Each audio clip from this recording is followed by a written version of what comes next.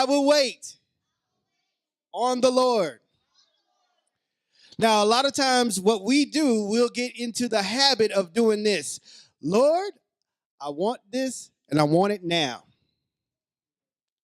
Is that the attitude that we take toward God? Now, God is a perfect God. What he does things on his own timing. He takes his time when he does something. He sets things up just for you.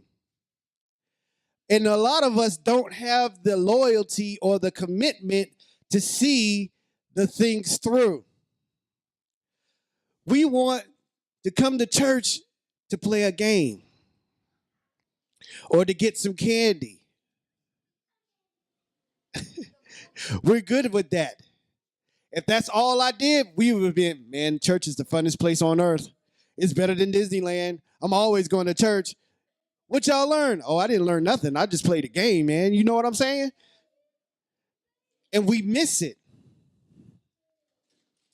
So what we got to do is we have to learn how to wait on things. I don't know if your parents ever tell you, you got to wait. You say, you know what? I want this. And they just automatically pull it out their pocket. I don't know if you ever say, I want some pizza, mama. And she just pulls it, Papa John's, right out of her pocket. I don't know if she can ever do that for you. But we really wait on God to do that things. I mean, to do that, God, you know what? I need a new house. Poof. You think that you're going to wake up in the morning like the Tooth Fairy and the keys are going to be to your new house will be under your pillow. It's not going to happen that way. The reason I'm telling you to go to Ruth is because Ruth said something to Naomi. Naomi, here's the story of Ruth. Ruth is only 4 chapters long. So it's a quick read. 4 chapters. Very good. I know some of us have hard time counting to 5. So before you say anything embarrassing on the camera, please. So this is what Ruth said to Naomi. Now listen to this. It says, don't urge me to leave you or turn back from you. Where you go, I will go, and where you stay, I will stay. Your people will be my people, your God and my God. Where you die, I will die, and there I will be buried. May the Lord deal with me, be it ever so severely, even if death separates you from me. So what she's saying is that not even death. I'm going to stick with you until I die.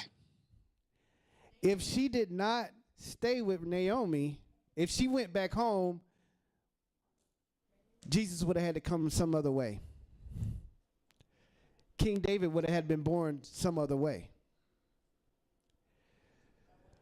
But what I want you guys to get this, waiting on the Lord. I want you guys to look at that. You see how she was holding on to Naomi? You got to do that with God's promises. When God tells you something, when he starts to fill you up on the inside, you got to start to say these things like, wherever it goes, however long it takes, I'm going to be there for it. Wherever it goes, wherever it's going to take me, I'm going to be there with it. Only the thing that's going to separate me from the promise of God is death.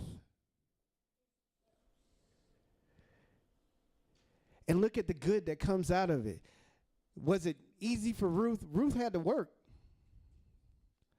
She had to pick up scraps to feed herself and her mother-in-law for a while until she got married. So it wasn't easy. She was tested. I'm pretty sure she was out there in the fields like, man, I could just go back home. This is a lot of work. And then I got to take my stuff, go home, and feed somebody else.